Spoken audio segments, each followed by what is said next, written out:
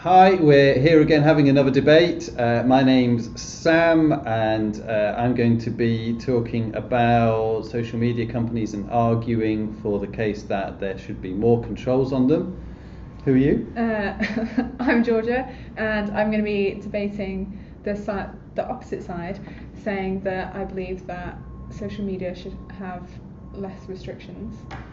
No, I don't believe that social media should remove any content relating to depression, because if it's a child's outlet for them saying how I'm feeling like this, I want my friends to know, I want someone to know, and it's the only way they feel comfortable to express that, then you're taking away that form of them saying it. And then what if they then don't say it at all and no one knows, and then they just get worse and worse because no one's heard it? And there's lots of other people online that might have responded to it saying something positive, making them feel better, giving them that support they needed, and you're taking that away. Yeah, it's a good point. I think that it's just when you're putting it out on social media, it's just not the forum for it. So you have got there are groups, there are organisations that do deal with things like self-harm and suicide that young people can get in touch with, and I think we should be directing people towards those groups rather than just getting people sort of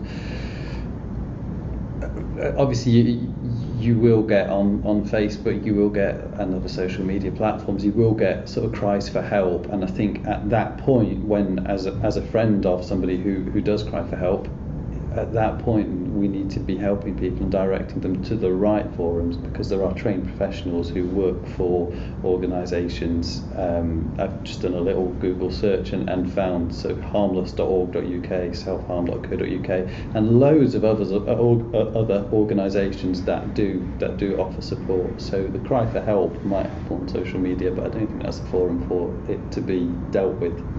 Yeah, but it's quite daunting going onto these sites, because I agree, they're very good at what they do, but then it's the same point of being like, if you just can't communicate it with anyone and you don't feel comfortable with saying it to anyone, and you see these things online that people are posting, you might not even necessarily post anything, you might even post a cry for help, but there could be someone else posting something about depression or suicide, and then you read it and you think, oh, actually, yeah, that's how I feel.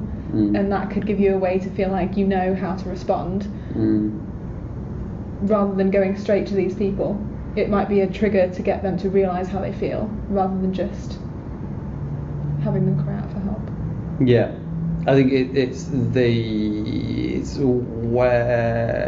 where it is just they're just posting into the void, where a young person is just posting into the void and just putting it out there to like the whole world. And that's the danger of social media, obviously, is that there are no kind of controls in terms of who it goes out to. If you don't sort out your settings when you first set up your account, these posts can go out to anyone, and that makes people more and more vulnerable. Yeah, but if they're young people, then the parents should be helping them set up the accounts to make sure that the settings are right. That's not necessarily social media's job to take everything down. The settings should be right to begin with, to make sure that it's only their friends and family that can see these things. I think that we have a national responsibility to look after the young people in this country, and if social media sites are using their platforms irresponsibly, then there should be controls, there should be governmental controls placed on them to ensure that they are doing what they're told to do. As we've just discussed, actually, if a decision is made that there should be no controls on social media, then obviously the government doesn't need to step in. But in the case that as I believe there should be some controls, I think that there does need to be governmental responsibility. What do you think? I think rather than having the government force certain rules, maybe it should be more forcing them to, not so much forcing, but giving them the option to teach, giving more things to ways to teach the parents how to help them, teaching teachers how to help them find ways to give kids ways to actually express themselves in a way that would be more productive, a way that they could get more help in an easier way.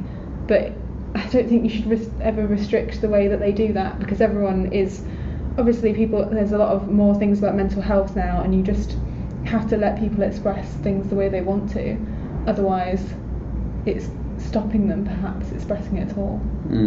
Yeah, you see what you mean. I think that, I mean, what we kind of are both seeing eye to eye on here is that the education, it's about parents and it's about schools, and it's about making sure that schools, parents who are feeding into the lives of these young people do have the correct information. I think that's a really important thing, to be sure. I think, yes, they should do more to tackle depression, but by helping them, like you've said before, by leading them to the right people, but then also giving them more opportunities to do it, so there could be more safe areas within the website that could help them, that they could go to for those specific needs, but then not restrict them from posting what they want, but just then maybe monitoring it and being able to see, okay, they've posted that, this is happening, so what support can we offer them? And like, you know how you get the advertisements at the side, like that, but a little bit more sensitive. Yeah. Because it's a lot more of a sensitive subject than, do you like that dress? Yeah. Which is the problem, isn't it, with social media, is that there is so much lack of control in terms of, like, you can post 1 minute, you can post about, do you like that dress, 1 minute you can post about I feel really rubbish about myself, and it is just that it's hard to channel that. So I think in terms of social media companies having a responsibility, I think they do, and I think that responsibility is to direct young people to the correct channels. And as you say, we can't stop young people, or anyone, it's not just young people obviously, we can't stop them from venting their feelings, their concerns, that they're hurting. We can't stop that from happening. That can't be controlled. But that social media channels are able to pick up on that they're able to sort of partly by themselves police themselves to make sure that the groups that are on within their platforms are good groups, that they're not sort of groups that glamorize self-harm or suicide or so on, that they're groups that are the right places to go for young people who have these problems. That's been really interesting to discuss, and obviously we do have some different points of view here, but probably in the end we've sort of ended up saying similar things in terms of the way that social media companies do handle this. I wonder what you think.